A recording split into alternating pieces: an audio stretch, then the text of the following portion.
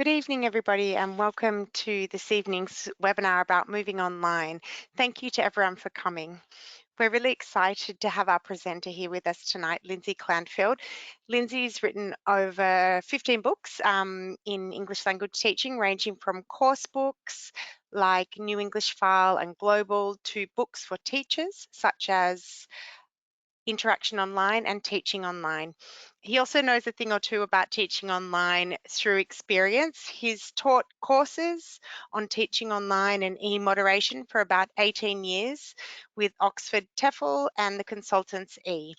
So thank you for coming along this evening to present for us, Lindsay. Before Oh, I hand over to Lindsay to start presenting, I'd like to invite you all to join the English Australia EdTech SIG Facebook group. The link's there if you'd like to join.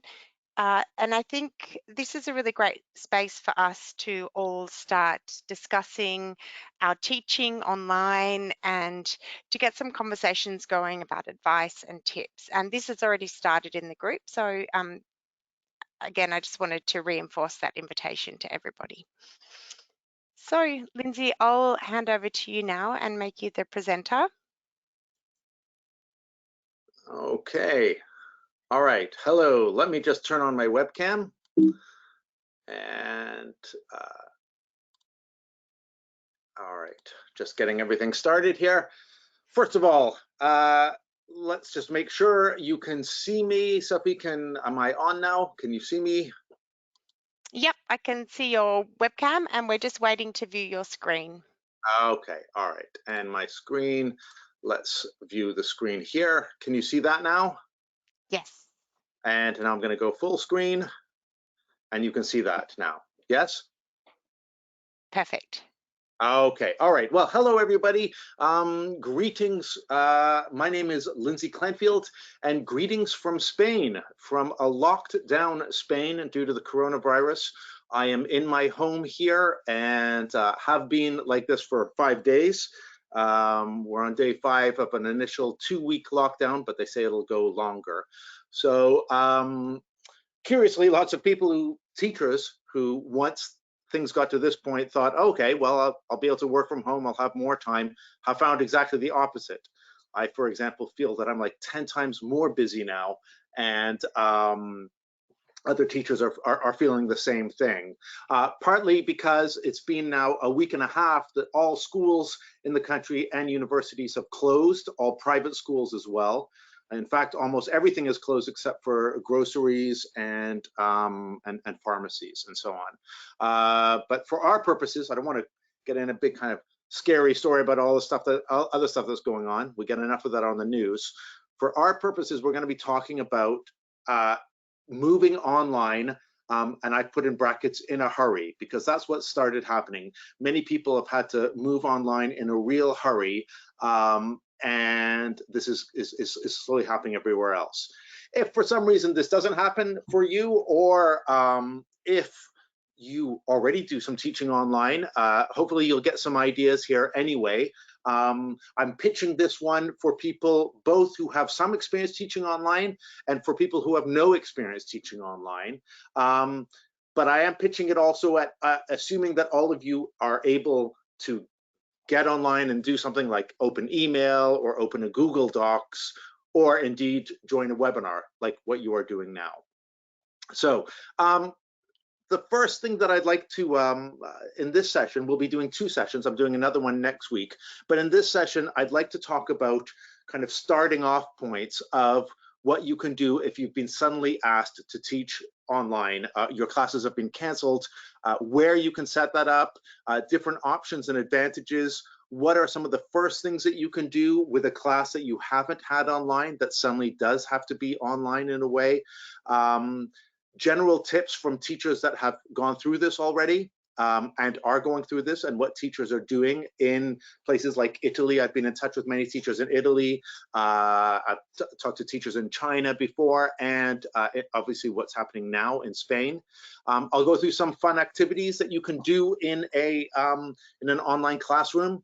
I'm aiming this more or less for the general English and academic English groups, but lots of this could be adaptable. Not so much here for the young learner classes, although later on, based on your feedback on Tuesday, I can touch on that as well. As on Tuesday, I'll be talking about techniques of using a course book when you have to keep teaching for a while online and you have a course book that you're following, ways that teachers are doing that. So if you have questions, you can type questions, and I believe this is the question box at the bottom. Sophie, the organizer here, will be keeping a track of those, and I aim to leave some time at the end for some questions. Obviously, if there are a lot of questions, we might have to push some over to the next session.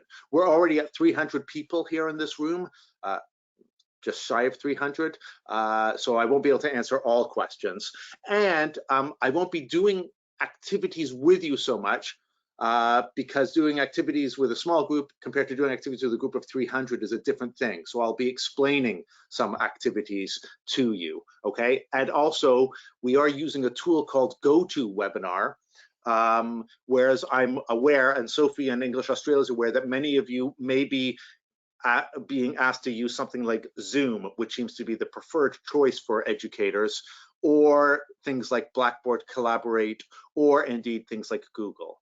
And that brings us to our first slide, which is if you've had to move online in a hurry, where are you going to do it? So where are teachers doing it? I mentioned Zoom, which is for live lessons. So Zoom is a platform very much like this one, with a few other features that this one doesn't have, and I'll talk about those next week. But that's the one where many teachers are beginning to use for live lessons. That's the other things that I have here are other options that teachers are beginning to use because maybe they were using it already with their classrooms. So things like WhatsApp. Some teachers, if you're in the private sector, you may have WhatsApp groups. I've been seeing teachers using WhatsApp as a means of communication with their classes, and we'll talk about how that can happen and activities that could happen within there.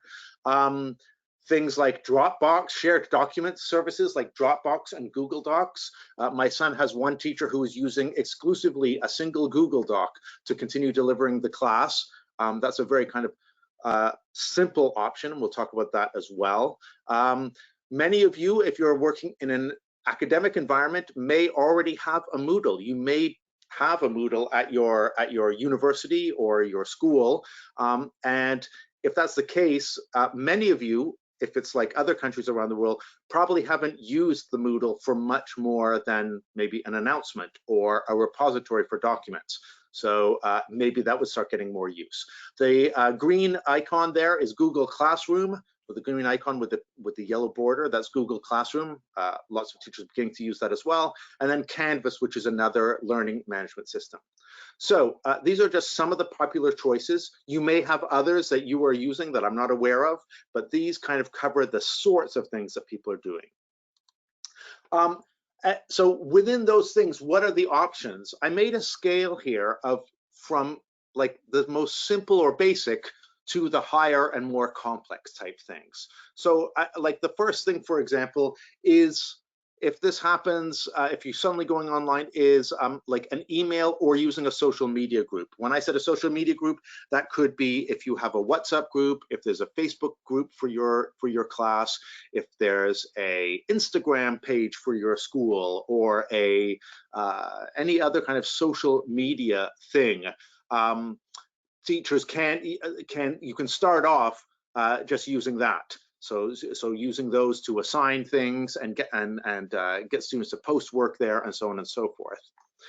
The next step up, oops, sorry, going the wrong way here, would be shared documents and or forums. So again, as I said, using something like a Google Doc, which can be updated with information, assignments, and so on, a Google folder, which can have different documents drop in there with different assignments and so on, or forums, which would be something like in a Moodle or in a forum, a website that is dedicated just to forums is another place when that can happen. Learning management systems, so that's like Moodle or Canvas. That would probably be not an option for you if you suddenly have to go online, unless you already have one. So I'm working at one school where they already have one, and they're frantically trying to make it look better.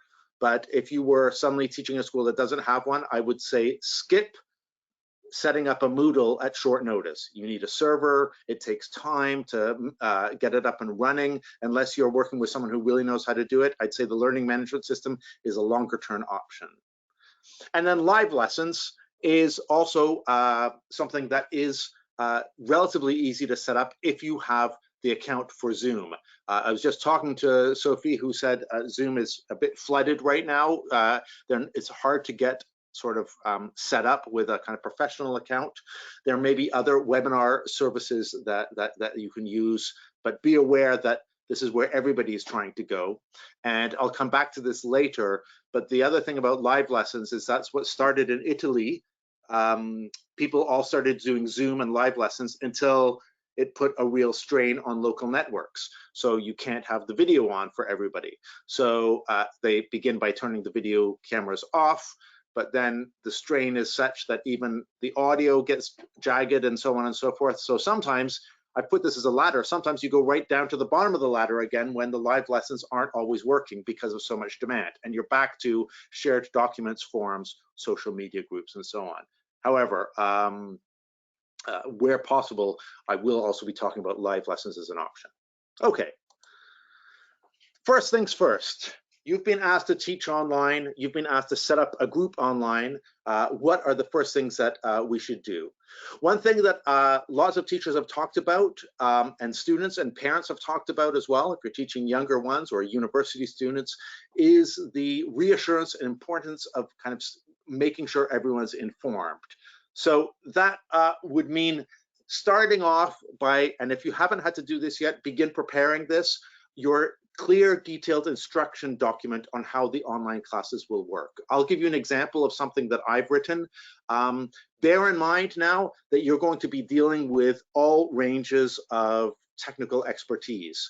So from people who are really savvy and doing this to people who have no idea at all. So your techniques of writing clear instructions are going to be put to the test. Things like, press this button, and like short sentences, single clauses, single instructions per line. So sort of, it's not, unless everyone is very tech savvy, it's not enough to say, we're having our classes in Zoom, see you here, here's the link. That kind of stuff will also make people who are not tech comfortable nervous. So I'll show you examples of how that could work, but wherever you're going to do it, you may want to start preparing the initial document that you give to all the students. Within this, one thing that I've noticed myself as a parent and also as a teacher and a director of courses, it's okay if things change, just let everybody know. So again, have a channel of communication where you could do updates. And so everybody understands that these are strange times, that these are stressful times. It's okay. I think like we've had this a couple of times at the high school, one of my son's high school, where they've asked to change, like, okay, we're not using this doc anymore, we're moving to use this because the school has just told us this. My other son is at university, he's had a couple of changes and stuff, but everyone understands. With all the other stuff that's happening around, that's fine, as long as the communication is there. So one concrete suggestion is when you do start, begin a weekly or daily message announcing what is going to happen. You can even automate this so that the message reads almost the same thing every day or every week, sort of like, hi everybody, and then like have your automated part. When I say automated, I mean you make a template and then you copy paste this to send it, just adjusting as you see fit. Okay, we'll talk about the tone of those messages. But weekly or daily messages announcing what will happen are very welcome in these times, even more so for tech fearful people. And if possible, make that a video message or an audio message. So a video message via the WhatsApp group or on Facebook, or an audio message sent as an MP3 file if you're able to do that. If you can't, find a friend who can help you get that set up, but most people are able to send like a WhatsApp audio, so it's not that difficult. Just hearing a voice or seeing their teacher's face, if you've suddenly been asked to go online and everything's thrown online and everyone's at home or not sure what's going on, seeing a familiar face makes a big difference. Another case example, my wife takes yoga and Pilates classes, and the teacher just recently got set up teaching from home, and it was a big sort of very comforting thing for my wife and for everyone to sort of see, oh, there's a teacher, you know, with all this stuff that's going on, and you know, everyone understood it was all being set up at the last minute and everything, but it just that kind of contact in that way was really nice. Okay, here's another thing that people had done. This is perhaps more for younger learners, but this was making the rounds with a lot of teachers that I knew, was setting a to-do list for younger learners. Okay, so this is a younger learners thing. You may want to see how that could be adapted. Again, this is very, okay, I recognize this is very North American, sort of, you know, wake up with determination, go to bed with satisfaction. I get that. I know that this is sort of, some people find this a bit cringy, but setting a list of to-do things per week or per day for the students can be really beneficial, or getting them to make their own to-do list. Again, this could be a kind of thing that goes along with your weekly update or your daily update, or whenever you're going to do your updates, a list of things, or a blank list that they can do. Yeah. Again, I think this is interesting for learners to have. By the way, all of these slides have been made into a PDF that Sophie has and English Australia has, and I'm sure they'll make it available. Okay, so that's another thing here that we can look at. I talked before about clear instructions. Here's an example of clear, like step-by-step instructions and a message that I gave to some learners when we had to go into Zoom suddenly. Yeah, so nice, friendly tone, picture of the tutor. There's a picture of me there. The instructions numbered, very simple sentences. Obviously not going like huge, so you don't want to do like 10 or 20 items in the list, but just note how clear the things are. So click on this link, and it's kind of colored and everything. Mention things like you do not need to download anything. Mention things like try the link before to make sure it works. In this case, I had it's optional. It wasn't necessary for them to have the webcam and microphone. These are all instructions that I've done over like a couple of years of teaching with Zoom, and I've had to kind of tailor these because of the questions I get. Before, my instructions used to be like, we are having a class in Zoom this week. Here's the link, and here's the time. Or at the link, it says the time, right? But then I would get like email questions and so on and so on, you know, oh, do I need my webcam? Do I need, oh, my microphone isn't working. Does that mean I can't come, etc. and so on. Also, I did always still add the kind of like the friendly, like if you have any questions, please email me. And I look forward to seeing you in our class. Nice, friendly, upbeat tone.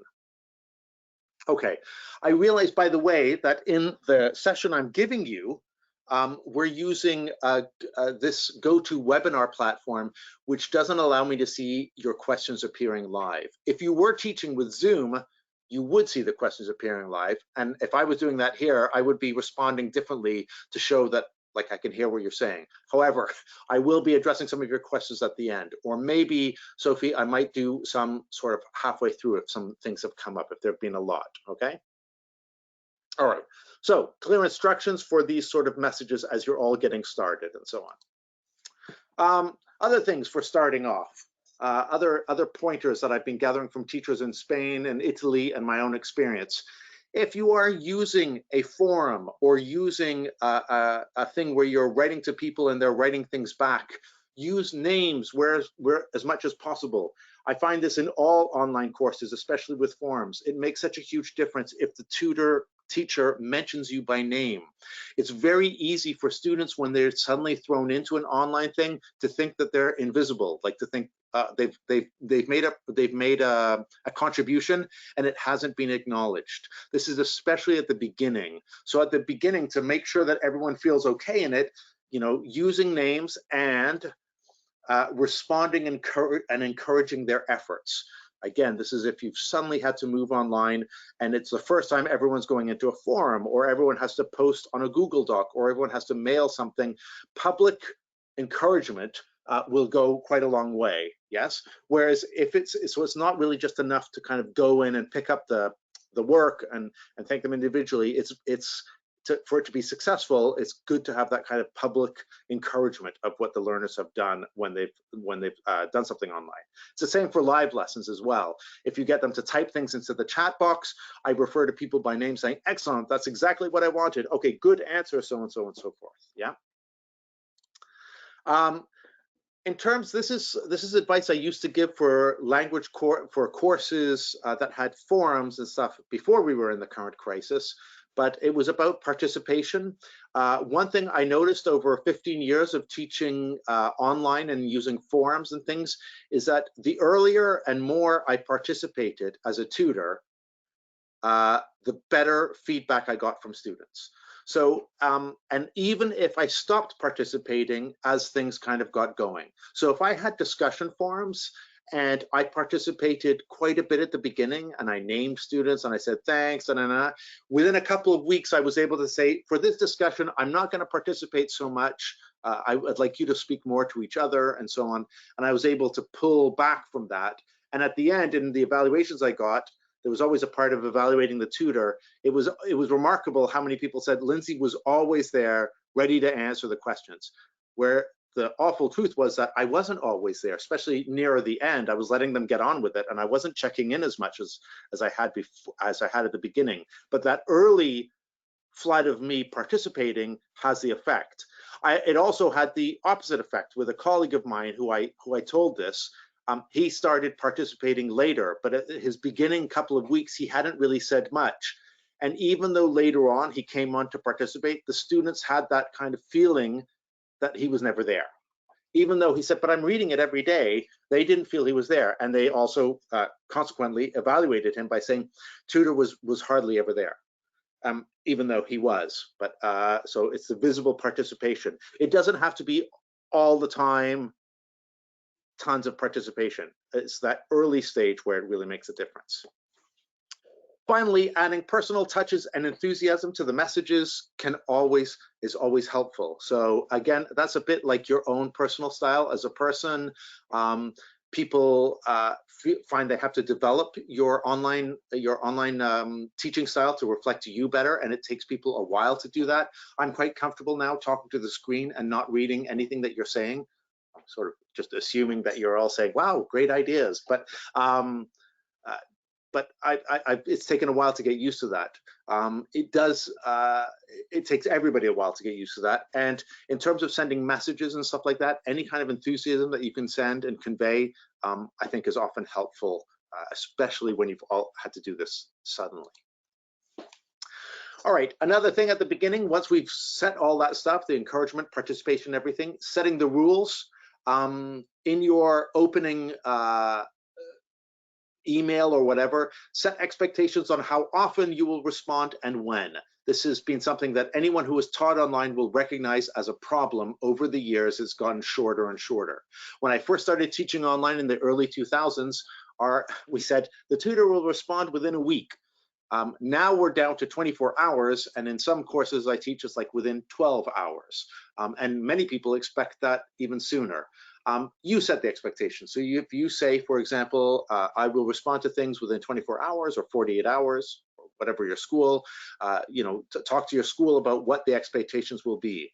I also, after a few years of teaching online, had to force myself to not answer them on the weekend. So I would say, I won't be answering any emails on the weekend. I'll get to all this on Monday, even if sometimes I did sort of surreptitiously answer some emails to get them out of the way on the weekend. I tried to force myself not to, and I just would inform the students that on the weekend it wouldn't be, that I wouldn't be able to help them unless it was an emergency.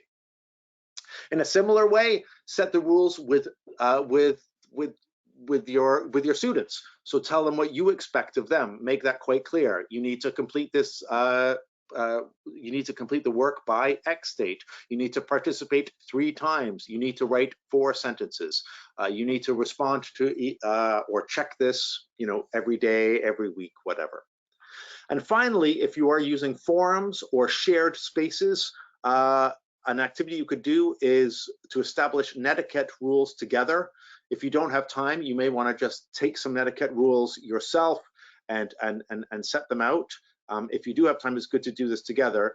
One really good website I saw, if you Google 15 Netiquette rules for online classroom, it covers all the main ones. There's an infograph. You can see the image of that infograph. Again, that's 15 Netiquette rules for online classrooms. It covers things as basic as like don't shout in all caps, things like saying please and thank you, but also things like not repeating what someone else wrote immediately, not being careful with humor and sarcasm. I've had many times where humor and sarcasm have gone badly wrong in a form and people get upset because they just don't understand it. It's even worse if English is not their first language. Using names and not just writing somebody said, and so on and so forth. So you can include this at the beginning as well. Again, that link would be 15 rules for netiquette in the online classroom. But anything of netiquette will give you ideas. Another thing you may wish to do, or your school may wish to do if you're setting it up, is to start setting up. You don't have to have this all ready at the very beginning, but have a frequently asked question or form, page or form, or sometimes we called ours on our courses the technical help forum. And so we had a forum where if someone had a problem, they could write there and the tutor would come along and write an answer if they could answer it, or another student could answer it. So we opened it up, like if someone's asking a question, please help them out. Please, and we also said, please read the questions before that have happened here so that you may have a problem and it's already been asked. I now have like a list of around 6 or 7 frequently asked questions of different platforms that I work on that I can just copy paste into a new course, because I know what kind of problems they may have. Typical problems in forums is that when you type and you post it, it appears all in like big letters or small letters. People often have problems pasting images into things, partly because they sometimes grab an image which is enormous and there's a size limit on an image in a form perhaps, or the image is enormous, they feel really embarrassed about that if they post an image and it takes up the whole screen. Other problems will be problems of like microphone or webcam connections. Again, I don't think you need to have all of these solved at the beginning. This is something you build as you go, but you have like a page or a forum where you can have these. So, and then you can refer students to the forum. The next part that I'd like to talk about here in moving online is going again a bit deeper onto online tutor presence. So I think when we're face-to-face in the classroom, we don't think about our presence that much because we're there, we're physically present. So it's not as much of a big deal. But for online presence, it is. So things like silences online feel a lot louder. You've all experienced this if you've made a joke in a WhatsApp group to someone and they don't answer for the whole day, and then you send them a message like, I'm sorry, did I insult you, or are you mad at me? And the person may answer, no, I've just been busy. It's the silence online which is very loud. Also, humor can sometimes be misinterpreted. In terms of teaching though, the online teacher presence, quite a lot has been written about this, and I want to share with you some tips as well. So I've mentioned before, showing up and showing that you are engaged. So it's not enough to log on and log off regularly. Again, if you're feeling that you're going to be having lots of classes and you can't be doing this all the time, lots of online tutors have got banks of phrases that they use and they copy paste. So they kind of automate this. So, and they copy paste and then adjust the phrase, right? So like, thanks very much, everybody, for all your hard work this week. This week we saw, and then they type in the stuff, but they've got that snippet ready to kind of go out and put into forums and tasks and so on. Another thing with presence is checking in on students. If you suddenly go online, check in with the learners, ask how they're doing. You can offer them a list of things to do, but also check in like individually with them. This is not just for asynchronous. By asynchronous, I mean people doing things in forums at their own time. So you kind of check in to make sure they're participating. But even in webinars where you're able to in a small group, and they don't have their webcams on, you can check in with them. On the next session, I'll give you some activities that are kind of fun check-in activities that I get students to do on webinars. One thing I have noticed with the years of teaching online is people that I don't check in on, I lose them on the course. They'll drop out if I'm not following up, and then it's too late. So again, it's that first kind of week, that crucial week, making sure that everyone's got into the platform, into the group, into the web conferencing area, and so on. Next one is praise. I think giving generous praise, especially at the beginning, can never hurt. And I find this is maybe my style, so maybe you'll be slightly different, but I find it is very much welcome. So I almost overdo it on the praise. Like everybody gets like really good. I'm glad you made it in. So I'm praising them for the effort at the beginning to keep them there and keep them engaged. And then we can kind of go deeper. Okay, so but again, this might be more of a personal thing. All right, some of you, if you're teaching English for academic purposes, especially at universities, you may be using discussion forums and discussion tasks. 2 warnings about these. Again, based on using discussion tasks, one of the most frequent discussion type tasks I see in academic and teacher training courses is read this and write an opinion, or read this and write what you think, or read this and answer this question. What we need to be careful of is what I would call convergent discussion questions. By convergent discussion questions, if it's like read this and then how does this relate to, I don't know, English teaching, or how does this grammar relate to today's whatever, something where it would converge on more or less one right answer. The problem of that is that your keen student will write the best answer first, and then come 2 or 3 days later, other people will be putting on that form, oh, I think whatever Javi said is, he pretty much said it all. I don't think I have anything to add. If you've done courses with discussion boards, you may have experienced this, where if you come a bit late to the discussion, you're like, well, all the good points are taken. So be wary of those kinds of things and try to do more divergent questions, questions where people have to give their own experience, or relate it to something they have seen, or relate it, give that there are many different ideas and not just zooming towards one proper answer. And again, be wary of how you deal with deadlines in discussions. If any of you have taught with a discussion board and you want them to discuss something and you give a deadline, let's say you need to post your answer in the board by Friday at midnight. You'll all know what has happened. Friday at 7 a.m., there's hardly anything on the discussion board. Friday at 11:30, all of a sudden, everyone posts their single answer and there's not really discussion. Maybe I'm being cynical, but it's happened to me numerous times. So I'm going to show you a way of doing a discussion task where you stagger deadlines to help people discuss more. This is not a webinar type thing. This is not a live lesson. This is using a discussion board. So let me show you a sample task. Here's one that a teacher would have done in an English language classroom. The task is the following. Please post a picture of food in our forum. Ask other peoples about their pictures. You have until Friday. Let's have a discussion. Okay, so on the surface looks okay. They're going to be posting photos and asking questions. There's the deadline there. There's encouragement to have a discussion. This will, though, I think can be improved to promote more interaction. Let me show you how. So the first task, I put this as a tutor. I put, here's a photo I took of a meal I had, or whatever it is. Everyone has to post one question about this photo. I will answer your questions. You have to post your question by Monday. You cannot repeat the same question, so pay attention to what others have written. So now they kind of ask me questions and I answer the questions, yeah? I answer the content of the questions. I don't correct the questions yet, but I would say someone else asked that question, please ask me a different question. Now I move on to the interaction part. I post all the questions that they asked and I corrected the questions. So I write to them, here's a list of the questions you asked about my food picture. I've corrected the language. For the rest of the task, now you will each post a photo of food in the forum. It can be whatever, something you ate or like. It has to be food or drink. When you've posted the photo, look at other photos, ask questions to at least 3 other people about their food photo.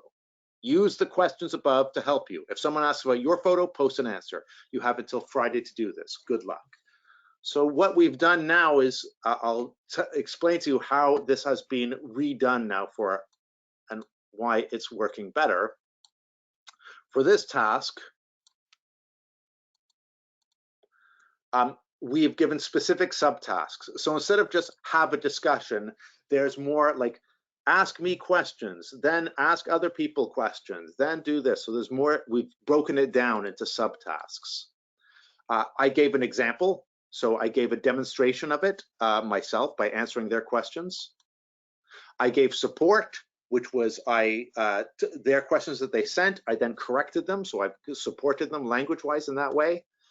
The task was broken into two main stages, one where I kind of demonstrated it, and then the second where they do it. So there are two deadlines. Deadlines are given for each stage. Specific instructions are given for interaction. The specific instructions in this case were you need to ask 3 people. Yeah, so it's not just like ask, have a discussion. I get more specific with my learners. Ask 3 people, write 3 sentences, etc. And then by doing it like this, I could assess this or give feedback tied to this interaction. You know, like, did you give the 3 questions? Did you write a question to the tutor, a new question? Did you answer the questions on your picture? You see, I've got now, having broken it down, I now have discrete things that I could assess or tie into assessment or give feedback on, rather than a general sort of like, hey guys, let's have a discussion here. The way I liken it to is like speaking classes. I think all of us as teachers have learned that you can't just say, okay, everybody, get into pairs and have a conversation about holidays. Go on. We all know that we have to kind of structure it and help them a bit more. You know, we give them questions, we give them topics, we give a model and so on. We can do the same in online. All right. Let's talk about moving live online here. And I'm going to finish with this in the next 10 minutes maximum to leave some time for some questions. Okay. Sophie, if you, oh wait, sorry. Sophie has just mentioned to everybody, if you're on a mobile phone and cannot see the slides, swipe left. Okay. So teaching live lessons, the first 3 things I'd want to do to mention to you is first, check your connection. If you are going to be teaching live lessons and it's possible, try to plug your computer into the router.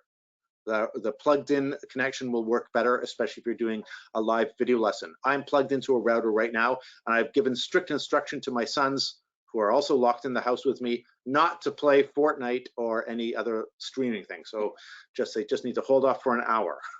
But check your connection, a cabled connection is better. Check the lighting. Do not have a lighting, if you have a lighting like directly behind you, that'll make you look in shadow. So mine is coming from the side here. Sunlight is best. I don't have the ideal lighting thing, but even better is if I put a camera, a lamp behind my computer, kind of facing over my head, so that I'm better lit. Again, people will understand if it's not the most professional setup. However, we can do those little things. And finally, check your background. I'm in a room where I have books in the background, but I was just telling Sophie that to my horror, a few weeks ago, it had started raining, and I brought in my wife and I brought in the laundry and had it on a hanger thing just behind me, and I hadn't noticed it until, to my horror, halfway through the webinar, I realized that all our underwear was there, and I kept kind of trying to discreetly move my chair to hide it. But anyway, especially if you're teaching younger learners, they're going to be looking in interest at like, wow, they see their teacher's house. So you may want to choose like where you're going to do this. And by the way, even if you angle the laptop up, people can tell when you're teaching in bed. I've seen it a million times where teachers kind of set it up so that they're sitting in bed. You can tell, even if you don't have the bed rest behind you. It's sort of, there's something about it. So possible, unless that doesn't bother you, avoid that. People will see. Okay, here are some of the platforms right now. These are Zoom is the main one. I thought I would share some of this information with you. They have a free basic plan of 40 minutes per webinar, but they might be extending that. 100 participants. I'm not sure, I've never done live stream with them, and you can record it to your computer and save it. And also the interesting thing about all of these ones, all of them are joined without login. That's why teachers like these, because the students do not have to download a complicated bit of software, log in, put their email, and etc. So Zoom, you just give the link and people can go right in. The same thing with Microsoft Teams. Although a warning about Microsoft Teams, I was doing my research for our webinar today. They said that they've rolled it out recently, and the whole virus thing is causing a lot of like stuttering on it. But anyway, again, it's a free basic plan. You can look into that. And Google Hangouts Meet, which when I started using it was called Google Hangouts, also has gone free now until July 1st. But again, these are things to check in as the situation is changing. But these are 3 places where people are doing live lessons. Next thing about live lessons here, 3 little points. Planning a lesson. What most teachers are saying now is you will achieve considerably less. Okay, that seems to be what's happening now. Most people, and this is new, if you were doing teaching online before and had lots of time to prepare it, fair enough. But now people are saying that it's between 20 to 40% less of what you would achieve in a normal class. Also, it's hard, if you have a 90-minute class, it's hard to do a 90-minute session like you would a class. Teachers are finding that they're breaking it into 10 sections of 10, 20 minutes, like content chunks of 10, 20 minutes. Teaching that on live lessons, getting the students to do something, taking a break of like 2 or 3 minutes, going back and doing the next part, okay? Again, there may be exceptions. I'm just telling you what we are seeing so far as what's happening in terms of lesson planning. In your first lesson ever, if you're doing one of these lessons, spend most of the lesson socializing, getting students to use the platform. Just prepare a game or a fun activity. I would, or a single reading of something, or checking in, or a series of questions where you ask one at a time, they answer, maybe just on audio, maybe they turn their video on to answer, and so on. The first lesson, probably the first 20 minutes of that lesson is going to be people saying, I can't hear, can I see? You're going to be saying, go out and come back in again. Don't worry. Other people are going to be saying, can you see me? Can you hear me? This is normal. After a while, it does sort of settle down, but that first lesson tends to be a bit of a write-off. The first 5 minutes of every lesson, expect always problems. Expect to be saying over and over again, can you hear me? Can you see me? Allow a bit of time for like social, like hi, hello, how are you? How are things where you are, etc. at the beginning. Almost everybody I know who teaches online always has mentally, when they prepare the lesson, mentally written off the first 5 to 10 minutes for just tech stuff, yeah. Everyone likes activities. I thought I'd give you some. I would have liked to do these with you. We'll see if I can do some of these with you next week.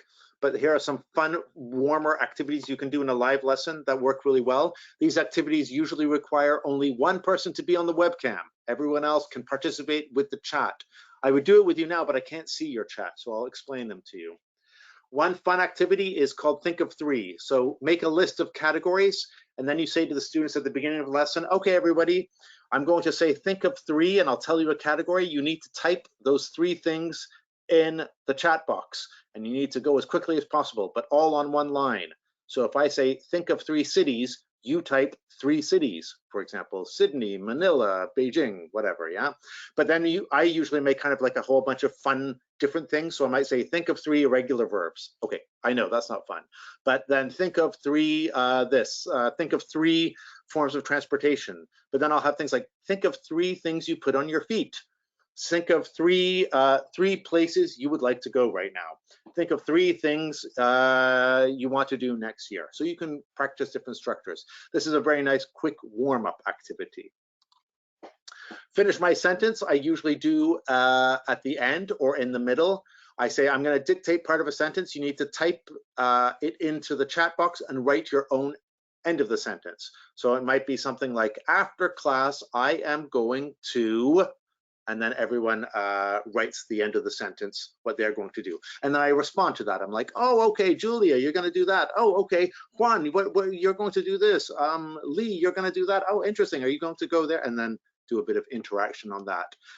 Finishing my sentence can also be to lead into topics. If you're doing a coursebook topic, how to lead into that. Again, it's really good with one person on the webcam and the others all typing things. Where in the world am I is an activity I do in a first webinar class. I choose a picture of somewhere in the world and I say you need to type questions that I can answer yes or no to guess where I am.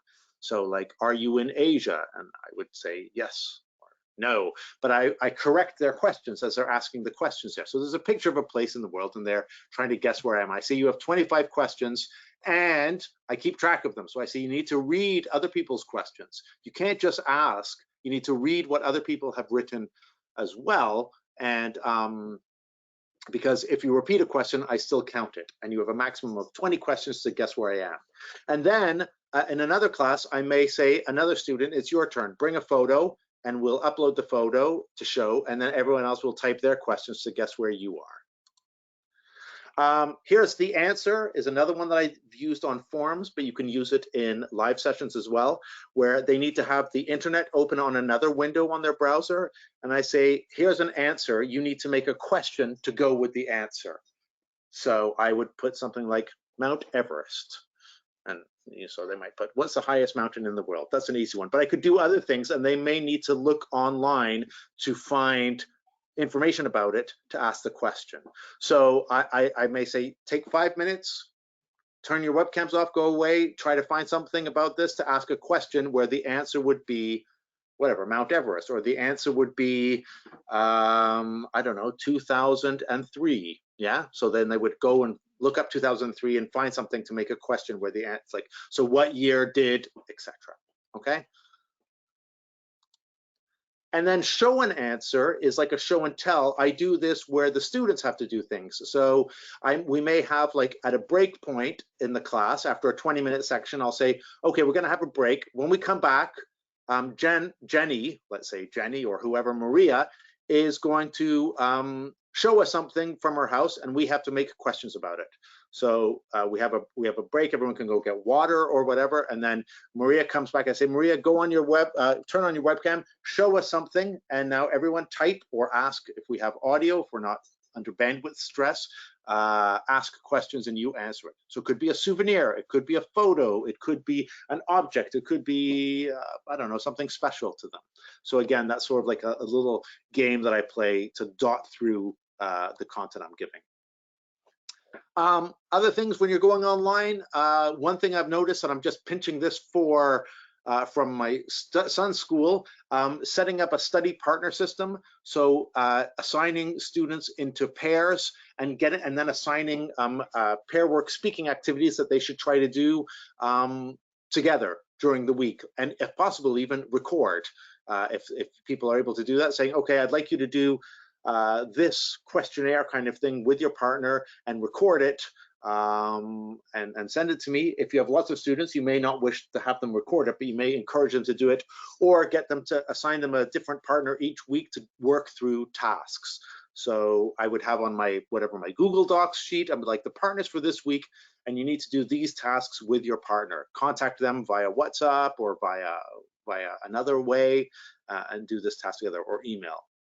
And also some of these tasks I ask students to do in pairs or groups to eventually present during the live lesson. So I'd give them a bit more time and then we'll have a presentation where they'll have to present, I don't know, a PowerPoint presentation or something like that.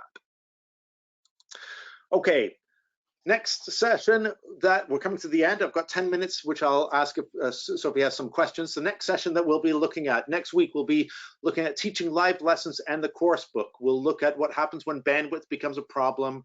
We'll look at the idea of breakout rooms, which are quite common in Zoom and other web platforms. We don't have them in this one. We'll look at getting documents together from your course book or your course that you can upload into a live session or email out before so that they're prepared. So we're going to be using things like flipped classroom methodology here.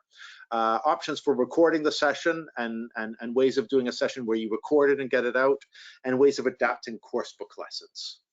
I think before I go to the final tips, I'll take a couple of questions. Sophie, do you have any questions that you want to show me? I've just opened the questions menu. If there's anything that you want me to look at here.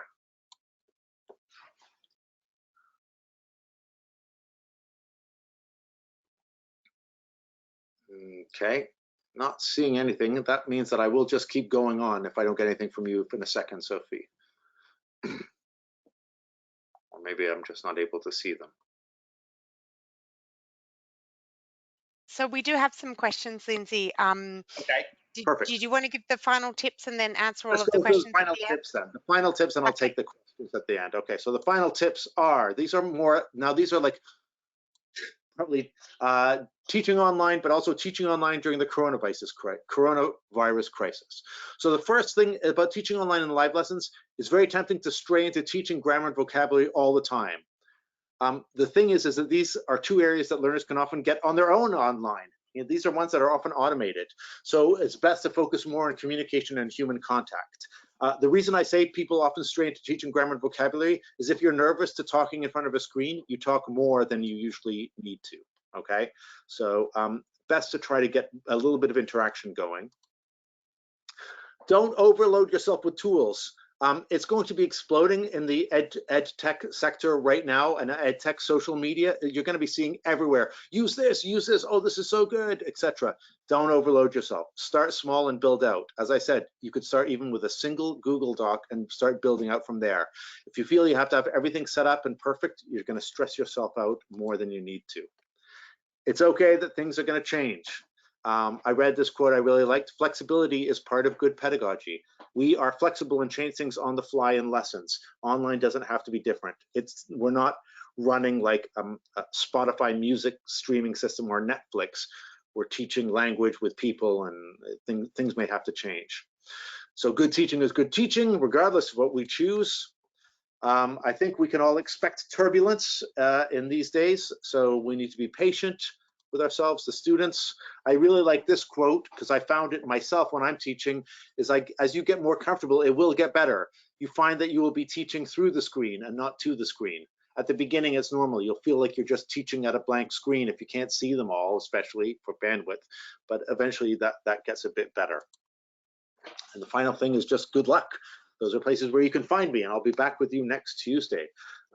Sophie, let's go to questions. Okay, great. Thank you. Can you hear me? Yes, I can. Great. So the first question, how do we avoid online lessons being too teacher-centered? Okay, yeah, that's what I'll talk about next week, which will be using breakout rooms. If you're able to use breakout rooms are a feature of live platforms such as Zoom, where you can put students into their own room. Like with a click of a button, you put students in groups of 2 or 3 or whatever into their own version of the room where they can talk, and you as a teacher can move around and listen to them, okay? It's a bit nerve-wracking to do at the beginning, but once you get it going, it can be a way of getting out of that. I think that online lessons will inevitably be at the beginning more teacher-centered. It kind of tends to lean more in that direction. Another way is doing more open pair work. By open pair work, it's like in the classroom when you used to say, okay, John, ask Javier. Manuel, can you ask whatever? So you're doing a bit more directive of the stuff if you're not able to use breakout rooms. And give breaks and be okay with silence to let them read things. Those are tips. Okay. Yeah, that's great advice. I think when we have those visual cues and you can see people reading things, we're more likely to give people time, but online we need to remember that as well. Yes, yes. And if it helps, sometimes it helps to turn off your own webcam. I do this when I teach grammar.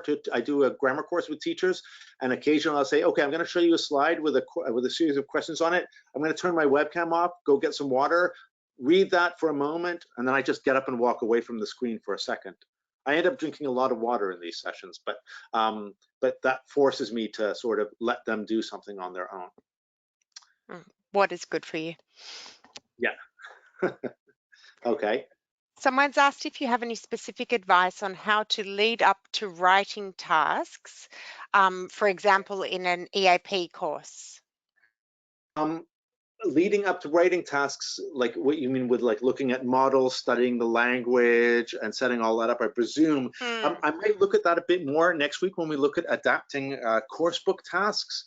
Yep. I think a lot of those still could be done in forum type things. So you could do that. Or one thing that you could do that's quite effective online is releasing things one step at a time. So if you remember on my right on the task about posting a photo and asking questions, if you notice there, the task as I redid it is broken into stages, and those stages are revealed bit by bit. They aren't, you don't give everything all at the same time on the page. So you might even give like a day between each thing or whatever. So if you want them to read that thing, you assign that and then let them do it and then assign the next bit. Don't let them read it all at one go and try to get ahead of themselves. If you're talking about setting up writing tasks in a live online lesson, I don't know how much you'll be able to do that in the same way unless you use breakout rooms extensively. I also think that that might be a task that is better suited for asynchronous, like forums or email or sending things back and forth, working with a partner. I don't know how easy it would be to do that in a live lesson in the same way as it is in a live class. Okay, great. Somebody said, how can we be sure that our students aren't doing other things, that they're actually participating in the lesson? Okay, yeah, I do have several thoughts about this. Short answer is we cannot be sure. And I cannot be sure when I teach a group of 30 students that they're all paying attention to me either. You know, so I can look around and see that their heads are up or down, but I don't know where their head is and so on. If you, it's very likely that when you teach, if you go online with live lessons, that within 3 weeks in Australia, you will not be able to have all the students on video at the same time. So we're just going to have to deal with that. One way that I do that, and I'll show this next week, is little quick check-in tasks. If I'm teaching live, where I'll say, okay, everyone, type into the chat box this. And I just wait for everyone to do it so that, you know, and if someone doesn't type in something then, well, then I ask where they are. I'm like, hello, are you still there? And whatever, and I can follow up with them later. Whether or not they have another screen on at the same time, yeah, it's just we're just gonna have to get used to that and encourage them not to do it and try to give them plenty of things to do. Again, I think the danger of that happening is more when you try to go 90 minutes nonstop. If you're doing the chunked out in sections, it might reduce it a bit. That's the end of my answer, I'm afraid. Okay, that's great. Thank you. Got time for one more question, I think. Okay.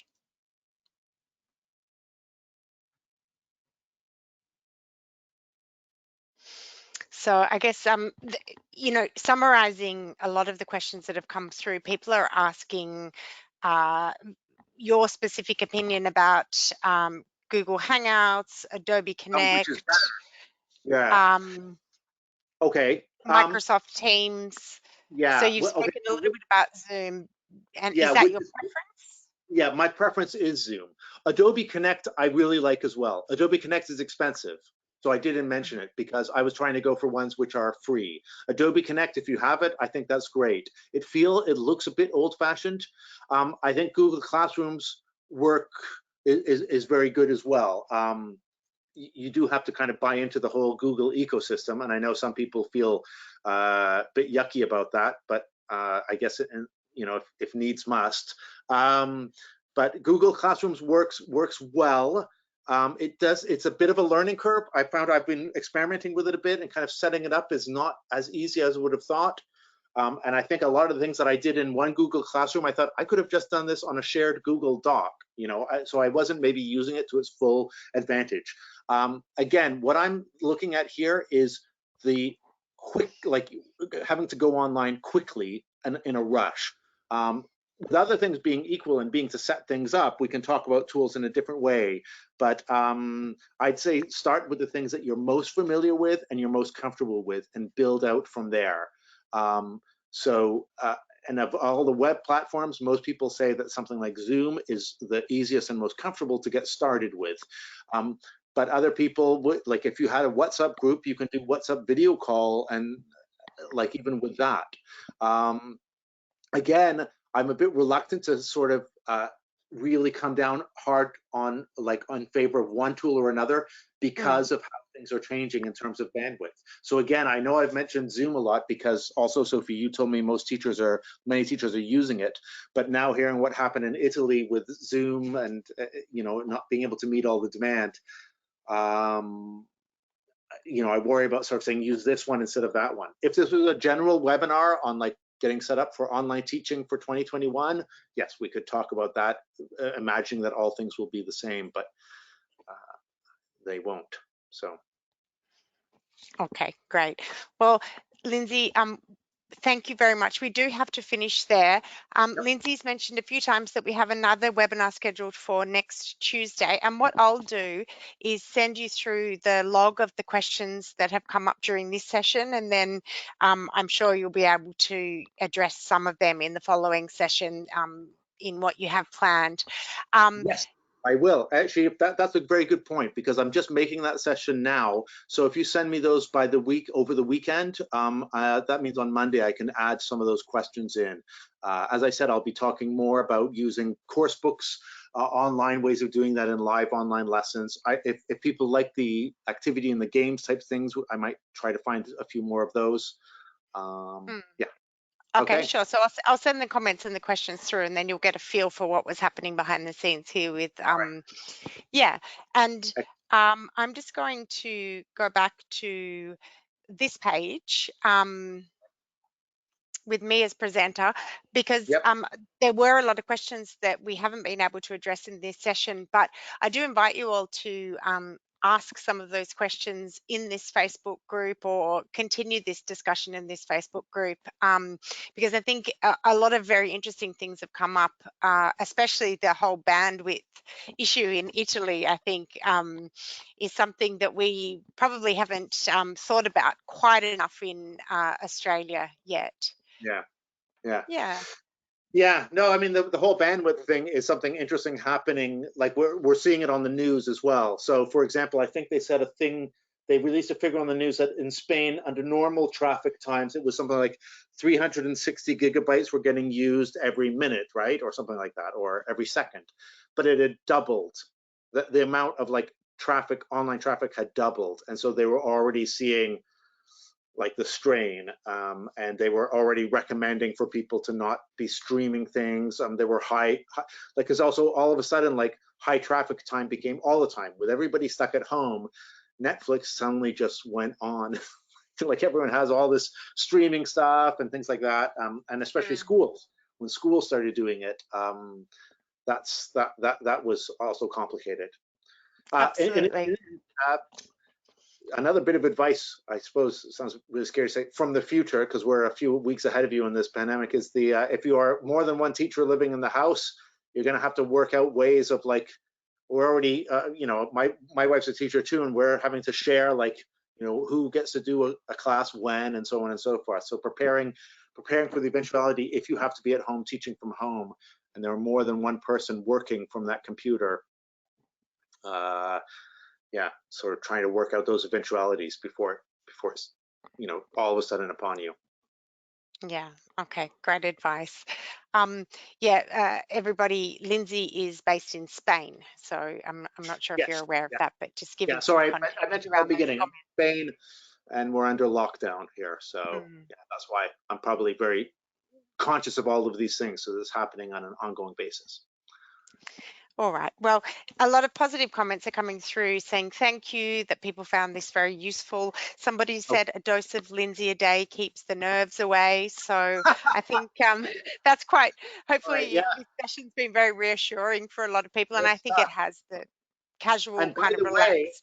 one of the things I'm trying to work on as a fun little thing is ways of practicing your English for a 20-second bout when you wash your hands. You know, when you're supposed to sing happy birthday, wash your hands. Great. I was how many regular verbs could you get through washing your hands?